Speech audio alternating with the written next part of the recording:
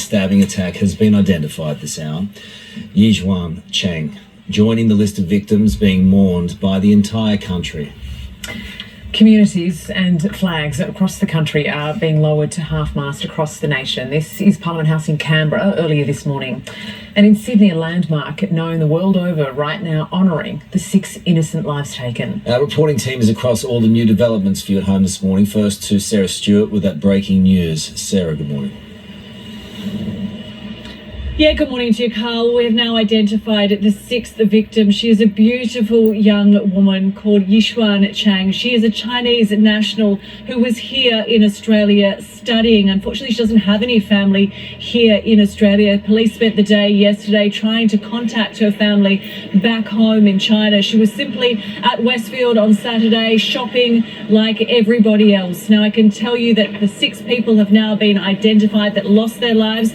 8 people remain in hospital this morning, including that 9-month-old baby girl. I can tell you that she's just woken up after spending her 2nd night here at the Children's Hospital. Her family have released a statement. They say that she is doing well after extensive surgery on Saturday evening. We know she underwent hours of surgery, but she is in a serious but stable condition here at the Children's Hospital this morning.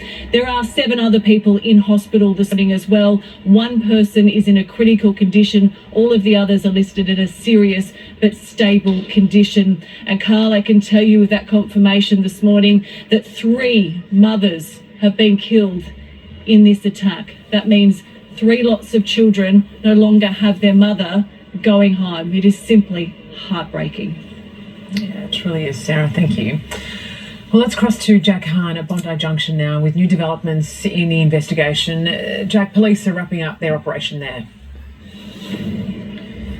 Yeah, that's right. Sarah, Carl, good morning to you. The New South Wales Police Force have confirmed that Bondi Junction, Westfield is no longer a crime scene, but as you can see from behind me, Oxford Street is closed. Police still here. They are in the process of passing this scene back to the management of Westfield. The only people allowed in are to pick up their vehicles. The stores are still closed this morning. This has been a huge 40-hour investigation. It continues, but here is how Police Commissioner Karen Webb has described the police probe.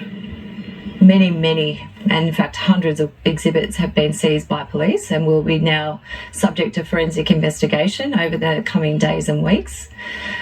In addition, detectives will be interviewing family members for those who died. That will be a slow and painstaking process, as you can imagine.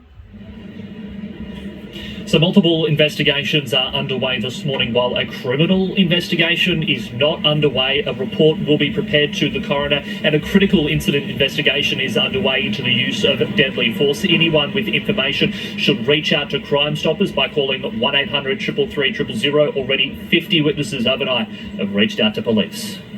Thank you, Jack. Just that news about 3 mothers losing their lives. It's tough, isn't it? Yeah. Let's go to Sylvia now, who's at Bondi Junction. It's tough, Sylvia, the attention of the whole nation focused there where you are. Oh, Carl and Sarah, we are a nation in mourning this morning, and nowhere is it more raw than here in Bondi Junction. This is a community that has been deeply affected by the tragic events of Saturday afternoon, and this tribute to the victims behind me continues to grow this morning. Just minutes ago, a young girl, no older than maybe 10 or 11, came here with her brother and her mother to lay a small bouquet of flowers here for the victims, and you could see the effect, you could see the pain and the grief on their faces. This is such a connected community. Everyone around here, and I know plenty of them, knows someone who was here on Saturday afternoon. The ripple effects will be very far and wide for days, weeks, probably months to come. And it's on the front page, of course, of every newspaper this morning. The Sydney Morning Herald with the simple word senseless on the front page, along with the faces of 5 of the innocent, bright lives that were taken in this terrible attack on Saturday. We were joined just moments ago also by New South Wales Police Minister Yasmin Catley, who confirmed to me here on the Today Show that New South Wales Police have now flown to Queensland, where they plan to interview the family of the attacker, 40-year-old Joel Couchy. They are, of course, hoping to answer the question that everyone has this morning: why did he carry out this horrific attack? The New South Wales Police will be sending a contingent to Queensland to interview the family. They will not only interview the family, but also New South Wales Health and any of those agencies that Joel has had any interaction with. So that will help form part of the investigation into the why, I guess, and that's really what we need to do. Strikingly, Carl and Sarah, we have seen a statement from Joel Couchy's parents who say they have no problem with the actions of the police officer, Inspector Amy Scott, who brought this rampage to an end and fatally shot their son throughout that rampage. They say that they understand she was doing her job to protect others. We'll get on to him in just a second, but Sylvia, you and I spoke over the weekend, almost immediately after all this started. You live in that area. You would know people who know some of the victims, and your mum. I mean, this is very, very difficult for people who don't have any direct contact, let alone people who do. Oh, Carl, I'm like everyone in this area who knows people who were here. I know someone who was caught up in this, someone who was injured. I know people who hid in change rooms over the weekend, wondering if they would make it out. And you only have to look at the footage to see how traumatised everyone was. They were running for their lives without knowing which way to go. To see and to hear about a 38-year-old mother who came to a shopping centre, which is a safe place for a new mum, a place where they can come and find a safe feeding space, a safe changing room, you know, for a baby. This is supposed to be a safe haven for a new mother. Ashley Good's final act was to protect the life of her 9-month-old baby. And I just think that is so hard to fathom. It is so hard to comprehend. And like everyone, you know, my heart aches for her family, for her partner who was left behind, and everyone who has lost someone in this terrible tragedy this morning. That's exactly right. There is so much pain and so much trauma being felt right across the city and the country, I think, Sylvia. Thank you for that insight. And we are learning more about that killer. Andrea Crothers is following that part of the story for us from Ipswich. Andrea, we've heard from those who knew him.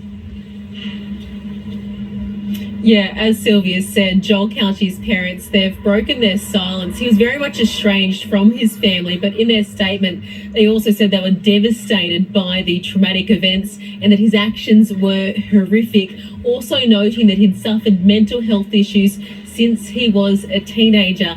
They first saw this footage broadcast and actually went to police themselves, believing it was their son involved. So he spent the majority of his life in Toowoomba, before moving away from there. Neighbours of their family home describe him as a troubled teen. I was shocked. When I heard his name this morning, I couldn't believe it, because I'd say hello to him when he'd walk past, and he'd say hello back, you know. He never talked much, but he'd say hello. He was very much a drifter after that, though, moving around Brisbane, the Gold Coast, as well as here in Ipswich. Police, as they come up here to Queensland to try piece together exactly what motivation, if any, there was. We'll be looking at all of those things, guys. Andrea, thank you. We're also following breaking news from Sydney's north, where a man has died in a multi-vehicle accident on the M1. Sorry.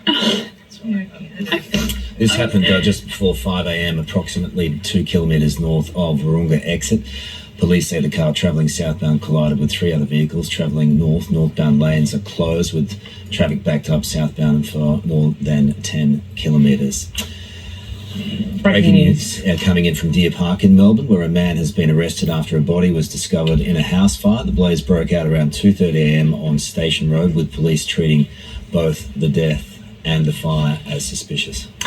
A mass pro-Palestinian protest has officially kicked off in Melbourne, and police are at the ready. Today's Christina Hearn is in Melbourne with more. Chris, good morning.